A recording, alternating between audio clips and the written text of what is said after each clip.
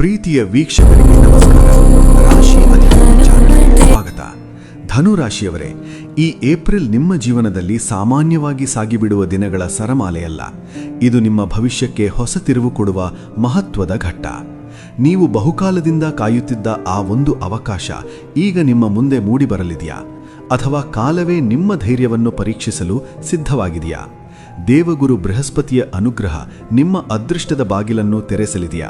ಅಥವಾ ಶನಿಯ ಕರ್ಮಪಾಠಗಳು ನಿಮ್ಮನ್ನು ಇನ್ನಷ್ಟು ಬಲಿಷ್ಠರನ್ನಾಗಿ ಮಾಡಲಿದೆಯಾ? ಉದ್ಯೋಗ, ಹಣಕಾಸು, ಪ್ರೇಮ, ಕುಟುಂಬ, ಜೀವನದ ಪ್ರತಿಯೊಂದು ಕ್ಷೇತ್ರದಲ್ಲೂ ಅಚ್ಚರಿ ತಿರುವುಗಳು ಕಾಣಿಸಬಹುದಾದ ಸಮಯ ಇದು. ಮುಂದಿನ ಕೆಲವೇ ದಿನಗಳು ನಿಮ್ಮ ನಿರ್ಧಾರಗಳು, ನಿಮ್ಮ ಚಿಂತನೆಗಳು, ನಿಮ್ಮ ಭವಿಷ್ಯ ಎಲ್ಲವನ್ನೂ ರೂಪಿಸಬಹುದು. ಹೀಗಾಗಿ ಈ ಸಂದೇಶವನ್ನು ಗಮನದಿಂದ ಕೇಳಿ. ಇದು ನಿಮ್ಮ ಬದುಕಿನ ಮಹತ್ವದ ಸೂಚನೆಯಾಗಿರಬಹುದು. ಜ್ಯೋತಿಷ್ಯ ಶಾಸ್ತ್ರದ ಪ್ರಕಾರ 1 ತಿಂಗಳ ಫಲಿತಾಂಶವನ್ನು ಅರ್ಥ ಮಾಡಿಕೊಳ್ಳಲು ಆ ಸಮಯದಲ್ಲಿ ಗ್ರಹಗಳ ಚಲನೆ ಬಹಳ ಮುಖ್ಯವಾಗುತ್ತದೆ. 2026ರ ಏಪ್ರಿಲ್ ತಿಂಗಳಲ್ಲಿ ಸೂರ್ಯ, ಚಂದ್ರ, ಮಂಗಳ, ಬುಧ, ಗುರು, ಶುಕ್ರ, ಶನಿ, ರಾಹು ಮತ್ತು ಕೇತುಗಳ ಸಂಚಾರ ನಿಮ್ಮ ಧನುರಾಶಿಯ ಮೇಲೆ ವಿಭಿನ್ನ ರೀತಿಯ ಪರಿಣಾಮ ಬೀರುತ್ತದೆ. ಈ ಅವಧಿಯಲ್ಲಿ ಸೂರ್ಯನು ತನ್ನ ಉಚ್ಚ ಸ್ಥಾನವಾದ ಮೇಷರಾಶಿಗೆ ಪ್ರವೇಶಿಸುವುದರಿಂದ ನಿಮ್ಮೊಳಗೆ ಹೊಸ ಉತ್ಸಾಹ ಮತ್ತು ಚೈತನ್ಯ ತುಂಬುತ್ತದೆ. ದೇವಗುರು ಬೃಹಸ್ಪತಿ ನಿಮ್ಮ ಪಾಲಿಗೆ ಶುಭ ಸ್ಥಾನದಲ್ಲಿ ಇರುವುದರಿಂದ ಜ್ಞಾನ, ವಿವೇಕ ಮತ್ತು ಅದೃಷ್ಟದಲ್ಲಿ ಏರಿಕೆ ಕಾಣಬಹುದು. ಇನ್ನೊಂದೆಡೆ ಶನಿಯ ದೃಷ್ಟಿ ನಿಮ್ಮ ಕರ್ಮಕ್ಷೇತ್ರದ ಮೇಲೆ ಬೀಳುವುದರಿಂದ ಕೆಲಸಗಳಲ್ಲಿ ಹೆಚ್ಚು ಶ್ರದ್ಧೆ ಮತ್ತು ಸಹನೆ ಅಗತ್ಯವಾಗುತ್ತದೆ. ರಾಹು ಮತ್ತು ಕೇತುಗಳ ಪ್ರಭಾವದಿಂದ ಕೆಲವೊಮ್ಮೆ ಮನಸ್ಸಿನಲ್ಲಿ ಗೊಂದಲಗಳು ಮೂಡಬಹುದು. ಆದರೆ ನಿಮ್ಮ ಬುದ್ಧಿಶಕ್ತಿ ನಿಮಗೆ ಸರಿಯಾದ ದಾರಿಯನ್ನು ತೋರಿಸುತ್ತದೆ.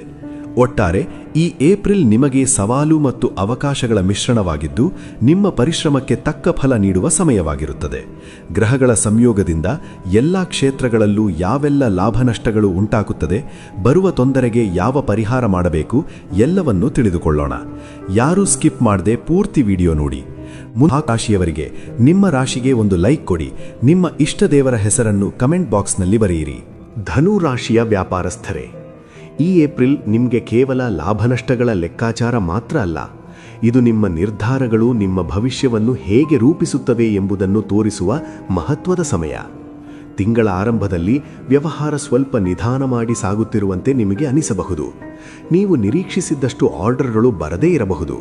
ಹಣದ ಹರಿವೂ ಸಹ ಸ್ವಲ್ಪ ಕುಂಠಿತವಾಗಿರುವ ಭಾವನೆ ಮೂಡಬಹುದು.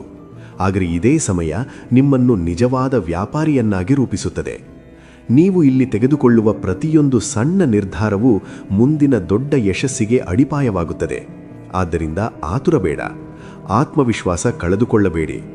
ನಿಮ್ಮ ತಂತ್ರವನ್ನು ಸ್ವಲ್ಪ ಬದಲಾಯಿಸಿ. ಮಾರುಕಟ್ಟೆಯ ಬೇಡಿಕೆ ಏನು ಹೇಳುತ್ತಿದೆ ಎಂಬುದನ್ನು ಗಮನಿಸಿ. ಮಧ್ಯಭಾಗದಿಂದಲೇ ಪರಿಸ್ಥಿತಿ ನಿಧಾನವಾಗಿ ನಿಮ್ಮ ಪರವಾಗಲು ಆರಂಭಿಸುತ್ತದೆ. ಹೊಸ ಗ್ರಾಹಕರು ನಿಮ್ಮತ್ತ ಸೆಳೆಯಲ್ಪಡುತ್ತಾರೆ. ಹಳೆಯ ಸಂಪರ್ಕಗಳು ಮತ್ತೆ ಜೀವಂತವಾಗುತ್ತವೆ. ನೀವು ನಿರೀಕ್ಷಿಸದ ಸ್ಥಳಗಳಿಂದ ವ್ಯವಹಾರದ ಅವಕಾಶಗಳು ಬರುತ್ತವೆ. ಬಟ್ಟೆ, ಆಹಾರ, ತಂತ್ರಜ್ಞಾನ, ರಿಯಲ್ ಎಸ್ಟೇಟ್ ಅಥವಾ ಯಾವುದೇ ಕ್ಷೇತ್ರವಾಗಿರಲಿ, ಗುಣಮಟ್ಟ ಮತ್ತು ನಂಬಿಕೆ ನಿಮ್ಮ ದೊಡ್ಡ ಬಲವಾಗಿರುತ್ತದೆ. ನೀವು ನಿಮ್ಮ ಸೇವೆ ಅಥವಾ ಉತ್ಪನ್ನದಲ್ಲಿ ನಿಷ್ಠೆ ತೋರಿಸಿದರೆ ಗ್ರಾಹಕರು ನಿಮ್ಮ ಬಳಿ ನಿಂತುಕೊಳ್ಳುತ್ತಾರೆ. ತಿಂಗಳ ಕೊನೆಯ ಭಾಗದಲ್ಲಿ ನೀವೊಂದು ದೊಡ್ಡ ನಿರ್ಧಾರ ತೆಗೆದುಕೊಳ್ಳುವ ಸ್ಥಿತಿ ಬರಬಹುದು. ವ್ಯವಹಾರವನ್ನು ವಿಸ್ತರಿಸುವುದಾ, ಹೊಸ ಪಾಲುದಾರರನ್ನು ಸೇರಿಸಿಕೊಳ್ಳುವುದಾ, ಅಥವಾ ಹೊಸ ಶಾಖೆ ಆರಂಭಿಸುವುದಾ? ಇಂತಹ ಆಲೋಚನೆಗಳು ನಿಮ್ಮ ಮನಸ್ಸಿನಲ್ಲಿ ಮೂಡಬಹುದು. ಆದರೆ ಇಲ್ಲಿ ಒಂದು ಪ್ರಮುಖ ಎಚ್ಚರಿಕೆ ಇದೆ. ಯಾರನ್ನೂ ಕುರುಡಾಗಿ ನಂಬಬೇಡಿ. ಕಾಗದಗಳ ಮೇಲೆ ಸಹಿ ಹಾಕುವ ಮುನ್ನ ಪ್ರತಿಯೊಂದು ಪದವನ್ನೂ ಓದಿ. ಹಣಕಾಸಿನ ವಿಷಯದಲ್ಲಿ ಪಾರದರ್ಶಕತೆ ಕಾಪಾಡಿಕೊಳ್ಳಿ. ಈ ತಿಂಗಳು ನಿಮಗೆ ಒಂದು ಪಾಠ ಕಲಿಸುತ್ತದೆ. ತಾಳ್ಮೆ ಮತ್ತು ಯೋಜನೆ ಇದ್ದರೆ ಲಾಭ ಸ್ವತಃ ನಿಮ್ಮನ್ನು ಹುಡುಕಿಕೊಂಡು ಬರುತ್ತದೆ ಎಂಬುದು. ಕೊನೆಯಲ್ಲಿ ಧನುರಾಶಿಯವರೇ, ನಿಮ್ಮ ಪರಿಶ್ರಮ ವ್ಯರ್ಥವಾಗುವುದಿಲ್ಲ.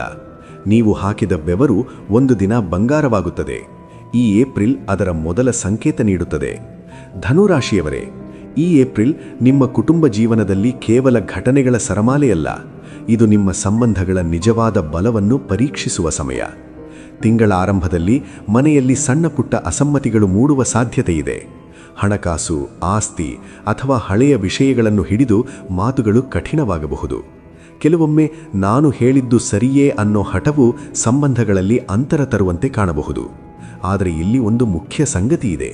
ನಿಮ್ಮ ಒಂದು ಮೃದುವಾದ ಮಾತು, ನಿಮ್ಮ ಒಂದು ಕ್ಷಣದ ಸಹನೆ ದೊಡ್ಡ ಸಮಸ್ಯೆಯನ್ನೇ ಕರಗಿಸಬಹುದು. ನೀವು ಕುಟುಂಬದಲ್ಲಿ ಶಾಂತಿ ಕಾಪಾಡುವ ಪ್ರಮುಖ ವ್ಯಕ್ತಿಯಾಗುತ್ತೀರಿ. ಎಲ್ಲರ ಮಾತು ಕೇಳಿ ಯಾರನ್ನೂ ನೋಯಿಸದೆ ಸಮಸ್ಯೆ ಬಗೆಹರಿಸುವ ಶಕ್ತಿ ನಿಮಗೆ ಇದೆ. ಅದನ್ನೇ ಬಳಸಬೇಕು. ಮಧ್ಯಭಾಗದಿಂದ ವಾತಾವರಣ ನಿಧಾನವಾಗಿ ಬದಲಾಗುತ್ತದೆ. ಮನೆಯಲ್ಲಿ ಮತ್ತೆ ನಗು ಕೇಳಿಸಿಕೊಳ್ಳುತ್ತದೆ. ದೂರವಾದ ಮನಸ್ಸುಗಳು ಹತ್ತಿರವಾಗುತ್ತವೆ. ಬಂಧು ಮಿತ್ರರ ಭೇಟಿ, ಒಟ್ಟಿಗೆ ಕಳೆಯುವ ಕ್ಷಣಗಳು ನಿಮ್ಮ ಮನಸ್ಸಿಗೆ ಒಳ್ಳೆಯ ನೆಮ್ಮದಿ ಕೊಡುತ್ತವೆ. ಪತಿ ಪತ್ನಿಯ ನಡುವಿನ ಸಂಬಂಧ ಹೆಚ್ಚು ಗಟ್ಟಿಯಾಗುತ್ತದೆ. ಒಬ್ಬರಿಗೊಬ್ಬರು ಬೆಂಬಲವಾಗಿ ನಿಲ್ಲುವಿರಿ. ನಿಮ್ಮ ಮಾತುಗಳಲ್ಲಿ ಪ್ರೀತಿ ಹೆಚ್ಚಾದಷ್ಟು ಸಂಬಂಧದಲ್ಲಿ ಮಧುರತೆ ಹೆಚ್ಚುತ್ತದೆ. ಮಕ್ಕಳ ವಿಚಾರದಲ್ಲಿ ಹೆಮ್ಮೆ ಪಡುವ ಕ್ಷಣಗಳು ಬರಬಹುದು. ಅವರ ಸಾಧನೆಗಳು ನಿಮ್ಮ ಮುಖದಲ್ಲಿ ಮಂದಹಾಸ ತರಲಿವೆ. ತಿಂಗಳ ಕೊನೆಯ ಭಾಗದಲ್ಲಿ ಮನೆಯಲ್ಲೇ ಒಂದು ಶುಭ ಘಟನೆ ನಡೆಯುವ ಸೂಚನೆ ಇದೆ. ಹಬ್ಬ, ಸಮಾರಂಭ ಅಥವಾ ಕುಟುಂಬದ ಒಟ್ಟುಗೂಡುವಿಕೆ. ಈ ಕ್ಷಣಗಳು ನಿಮ್ಮ ಮನಸ್ಸಿನಲ್ಲಿ ನೆನಪಾಗಿ ಉಳಿಯುತ್ತವೆ. ಆದರೆ ಒಂದು ಸಣ್ಣ ಎಚ್ಚರಿಕೆ: ಕೋಪದಲ್ಲಿ ಹೇಳುವ ಮಾತುಗಳು ಗಾಯವಾಗಬಹುದು. ಆದ್ದರಿಂದ ಮಾತನಾಡುವಾಗ ಶಬ್ದಗಳ ತೂಕವನ್ನು ಅಳೆಯಿರಿ. ಕೊನೆಯಲ್ಲಿ, ಧನುರಾಶಿಯವರೇ, ಈ ಏಪ್ರಿಲ್ ನಿಮಗೆ ಒಂದು ಸತ್ಯವನ್ನು ಕಲಿಸುತ್ತದೆ. ಸಂಪತ್ತು ಅಲ್ಲ, ಸಂಬಂಧಗಳೇ ನಿಜವಾದ ಆಸ್ತಿ ಎಂದು. ಕುಟುಂಬ ನಿಮ್ಮ ಬಲ. ಅದನ್ನು ಕಾಪಾಡಿದರೆ ಜೀವನವೇ ಸುಂದರವಾಗುತ್ತದೆ. ಧನುರಾಶಿಯವರೇ, ಈ ಏಪ್ರಿಲ್ ನಿಮ್ಮ ಹಣಕಾಸಿನ ಬದುಕಿನಲ್ಲಿ ಕೇವಲ ಆದಾಯ ಖರ್ಚಿನ ಲೆಕ್ಕವಲ್ಲ. ಇದು ನಿಮ್ಮ ಹಣವನ್ನು ನೀವು ಹೇಗೆ ನಿರ್ವಹಿಸುತ್ತೀರೋ ಅದನ್ನೇ ಪರೀಕ್ಷಿಸುವ ಸಮಯ. ಈ ತಿಂಗಳಿನಲ್ಲಿ ಹಣದ ಹರಿವು ಸಂಪೂರ್ಣ ನಿಂತು ಹೋಗುವುದಿಲ್ಲ. ಬದಲಾಗಿ ನಿಮಗೆ ವಿವಿಧ ಮಾರ್ಗಗಳಿಂದ ಆದಾಯ ಬರುತ್ತಿರುವ ಅನುಭವವಾಗುತ್ತದೆ. ಹಿಂದೆ ಕೊಟ್ಟಿದ್ದ ಸಾಲಗಳು ಮರಳಿ ಕೈ ಸೇರುವ ಸಾಧ್ಯತೆ, ಹಳೆಯ ಹೂಡಿಕೆಗಳಿಂದ ಸಣ್ಣದಾದರೂ ಸಂತೋಷ ಕೊಡುವ ಲಾಭ, ಇವು ನಿಮ್ಮ ಮನಸ್ಸಿಗೆ ಒಂದು ನಿಶ್ಚಿಂತೆ ತರಲಿವೆ. ಆದರೆ ಇಲ್ಲಿ ಒಂದು ಗಮನಿಸಬೇಕಾದ ತಿರುವಿದೆ. ಹಣ ಬರುತ್ತಿದ್ದಂತೆ ಖರ್ಚು ಕೂಡ ಅದೇ ವೇಗದಲ್ಲಿ ಹೆಚ್ಚಾಗುವ ಸಾಧ್ಯತೆ ತುಂಬಾ ಜಾಸ್ತಿ. ಕುಟುಂಬದ ಅಗತ್ಯಗಳು, ಮನೆಯ ಕೆಲಸಗಳು, ಅನಿರೀಕ್ಷಿತ ವೆಚ್ಚಗಳು, ಇವು ಒಂದಾದ ಮೇಲೆ ಒಂದಾಗಿ ನಿಮ್ಮ ಖರ್ಚಿನ ಪಟ್ಟಿಯನ್ನು ದೊಡ್ಡದಾಗಿಸಬಹುದು. ಆದ್ದರಿಂದ ಈ ತಿಂಗಳಿನಲ್ಲಿ ಎಷ್ಟು ಸಂಪಾದಿಸಿದ್ದೀರಿ ಅನ್ನೋದಕ್ಕಿಂತ ಎಷ್ಟು ಉಳಿಸಿಕೊಂಡಿದ್ದೀರಿ ಅನ್ನೋದನ್ನೇ ಹೆಚ್ಚು ಗಮನಿಸಬೇಕು. ತಿಂಗಳ ಆರಂಭದಲ್ಲೇ ನೀವು ಒಂದು ಸ್ಪಷ್ಟವಾದ ಬಜೆಟ್ ಹಾಕಿಕೊಂಡರೆ ಮುಂದಿನ ದಿನಗಳಲ್ಲಿ ನೀವು ಹಣದ ಒತ್ತಡದಿಂದ ದೂರ ಉಳಿಯಬಹುದು. ಹೂಡಿಕೆ ವಿಷಯದಲ್ಲಿ ವಿಶೇಷ ಜಾಗ್ರತೆ ಅಗತ್ಯ. ಬೇಗ ಲಾಭ ಸಿಗುತ್ತದೆ ಅನ್ನೋ ಆಸೆಯಿಂದ ಯಾವುದೇ ನಿರ್ಧಾರ ತೆಗೆದುಕೊಳ್ಳಬೇಡಿ. ಷೇರು ಮಾರುಕಟ್ಟೆ, ಕ್ರಿಪ್ಟೋ ಅಥವಾ ಅಪಾಯಕಾರಿ ಹೂಡಿಕೆಗಳಲ್ಲಿ ಆತುರ ಬೇಡ. ಬದಲಾಗಿ ಚಿನ್ನ, ಭೂಮಿ ಅಥವಾ ದೀರ್ಘಕಾಲದ ಸುರಕ್ಷಿತ ಹೂಡಿಕೆಗಳು ನಿಮಗೆ ಉತ್ತಮ ಫಲ ನೀಡುವ ಸೂಚನೆಯಿದೆ. ಸಾಲ ಮಾಡುವವರಿದ್ದರೆ ತಮ್ಮ ಸಾಮರ್ಥ್ಯವನ್ನು ಮೀರಿಸಿಕೊಳ್ಳಬೇಡಿ. ಇಲ್ಲದಿದ್ದರೆ ಮುಂದಿನ ದಿನಗಳಲ್ಲಿ ಅದೇ ಒತ್ತಡವಾಗಬಹುದು. ತಿಂಗಳ ಕೊನೆಯ ಭಾಗದಲ್ಲಿ ಸ್ವಲ್ಪ ನೆಮ್ಮದಿ ಕಾಣಿಸಬಹುದು. ಹಣಕಾಸಿನಲ್ಲಿ ಒಂದು ಸಮತೋಲನ ಮೂಡುತ್ತದೆ. ಕೊನೆಯಲ್ಲಿ ಧನುರಾಶಿಯವರೇ, ಈ ಏಪ್ರಿಲ್ ನಿಮಗೆ ಒಂದು ಪಾಠ ಹೇಳುತ್ತದೆ. ಹಣ ಸಂಪಾದಿಸುವುದು ಮುಖ್ಯ, ಆದರೆ ಅದನ್ನು ಉಳಿಸುವುದೇ ನಿಜವಾದ ಬುದ್ಧಿ ಎಂದು. ನಿಮ್ಮ ನಿಯಂತ್ರಣವೇ ನಿಮ್ಮ ಸಂಪತ್ತನ್ನು ಹೆಚ್ಚಿಸುವ ಶಕ್ತಿಯಾಗಲಿದೆ. ಧನುರಾಶಿಯ ವಿದ್ಯಾರ್ಥಿಗಳೇ, ಈ ಏಪ್ರಿಲ್ ನಿಮ್ಮ ಪರಿಶ್ರಮಕ್ಕೆ ಪ್ರತಿಫಲ ಸಿಗುವ ನಿರ್ಣಾಯಕ ಸಮಯವಾಗಲಿದೆ. ನಿಮ್ಮ ಏಕಾಗ್ರತೆ ಮತ್ತು ಗ್ರಹಣ ಶಕ್ತಿ ಹೆಚ್ಚಾಗಿ ಕಷ್ಟವಾದ ವಿಷಯಗಳನ್ನು ಸುಲಭವಾಗಿ ಅರ್ಥ ಮಾಡಿಕೊಳ್ಳುವ ಸಾಮರ್ಥ್ಯ ಬರುತ್ತದೆ. ಆರಂಭದಲ್ಲಿ ಸ್ವಲ್ಪ ಭಯ ಅಥವಾ ಒತ್ತಡ ಇದ್ದರೂ ನೀವು ಅದನ್ನು ನಿಮ್ಮ ಪರಿಶ್ರಮದಿಂದ ಮೀರಿ ಮುಂದೆ ಸಾಗುತ್ತೀರಿ. ಆದರೆ ಒಂದು ವಿಷಯ ನೆನಪಿಡಿ: ಮೊಬೈಲ್, ಸೋಷಿಯಲ್ ಮೀಡಿಯಾ ಮತ್ತು ಅನಗತ್ಯ ವ್ಯತ್ಯಯಗಳಿಂದ ದೂರವಿದ್ದು ನಿಮ್ಮ ಗುರಿಯ ಮೇಲೆ ಗಮನ ಕೇಂದ್ರೀಕರಿಸಿದರೆ ಮಾತ್ರ ನೀವು ನಿರೀಕ್ಷಿಸಿದ ಯಶಸ್ಸನ್ನು ಸಂಪೂರ್ಣವಾಗಿ ಸಾಧಿಸಬಹುದು. ನಿಮ್ಮ ಪರಿಶ್ರಮ ಈ ತಿಂಗಳಿನಲ್ಲಿ ಫಲ ಕೊಡುತ್ತದೆ ಎಂಬ ನಂಬಿಕೆಯನ್ನು ಕಳೆದುಕೊಳ್ಳಬೇಡಿ ಧನುರಾಶಿಯವರೇ.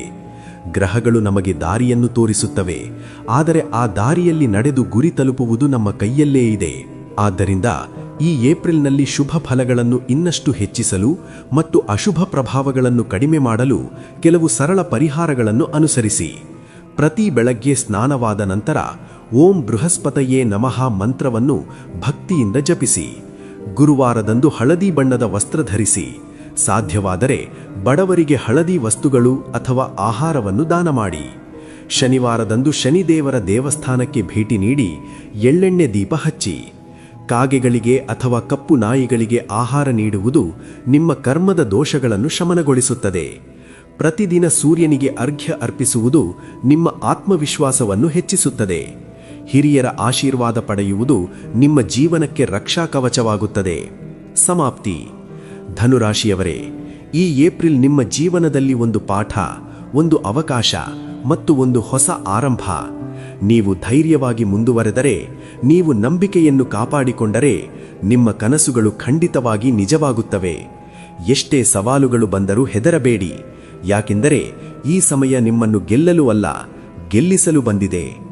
ಭಗವಂತನು ನಿಮಗೆ ಆಯುಷ್ಯ, ಆರೋಗ್ಯ, ಐಶ್ವರ್ಯ ಮತ್ತು ನೆಮ್ಮದಿ ನೀಡಲಿ. ನಿಮ್ಮ ಜೀವನ ಸದಾ ಬೆಳಕಿನಿಂದ ತುಂಬಿರಲಿ.